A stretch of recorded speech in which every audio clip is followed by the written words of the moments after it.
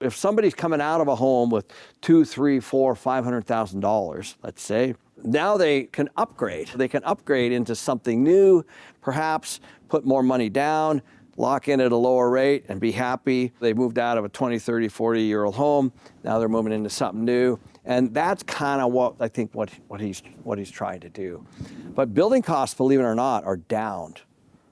Now, I know that sounds odd, but the reason that they're down is because, like anything, when there's a lot of things being built, there's only so many framers, there's only so many electricians, there's only so many plumbers. And they're like, I've got 10 possibilities on here. I'm going to bid. I'm going to really, really get as much as I can because this person needs me.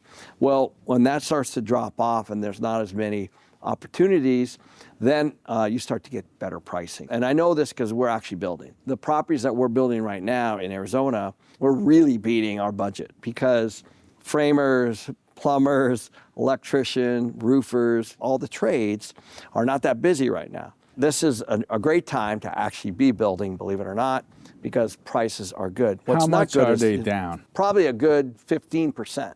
Wow. Which is a lot. It depends on the trade, but it's a fair amount of money. Is there not a lot of building happening right now? No, there's not a lot of building happening right now because of the interest costs. New construction is risky to a bank.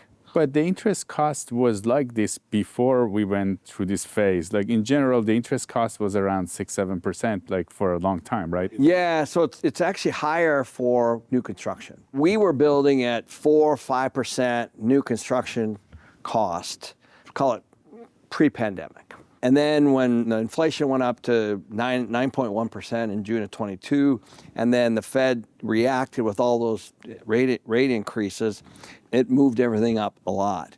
And in 2023, everybody that was going to build kind of pulled back and said, okay, like our interest costs just went up a lot. So we have a project, it's approved, it's even bid out, but now our cost to build it just went up a lot.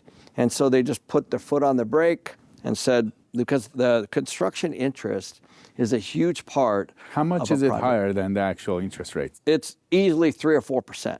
More? Yeah, more right now. So for like new construction. would be 9-10%. Yeah, probably somewhere between 8 and 9% is when I last looked. And the reason why it's so much higher, if you think about it from a bank standpoint, the bank prices money on risk. If you own a home and it's physical and you can walk in and you can open the doors, that now the bank has collateral.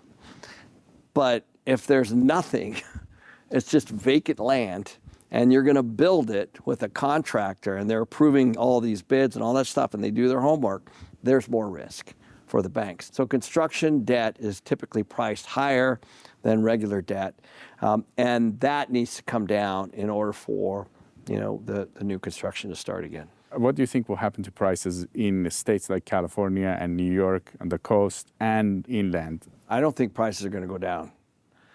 I really don't. And I'll tell you, one, because I think that we don't have a reason for them to go down. Like there has to be an oversupply or people moving from somewhere for a price to go down. When you have the demand is what props up prices every time. So as long as there's demand, the prices are not going to move. There's always going to be someone to rent or to buy something. And if they're gone, then of course there's consequences. The one thing that can actually benefit the consumer is supply. So if there's, let's say, a whole bunch of houses being built somewhere, like in Temecula, there's a time where Temecula was being built out and now it's one big, huge, amazing city. There was a time where it was just kind of wine country, right? And then it built out. Then what happened was there's a lot of people moved there and then just the prices went like this. So every community has that. And so as people move away, if they do, then the prices go down. But as they move in and there's only a fixed amount of supply, prices have nothing other than to go up. And so if you look at the national average at 400 with 1 million listings, and here we are in the spring, I just don't see it. Unless if rates come down, then I think you might start to see some listings because people want to unlock that equity but they're also going to want to buy somewhere else potentially. Maybe it's local, maybe it's not, maybe it's moving, maybe it is, maybe it isn't. But they're going to be able to use that money because so going back to kind of that lock-in effect.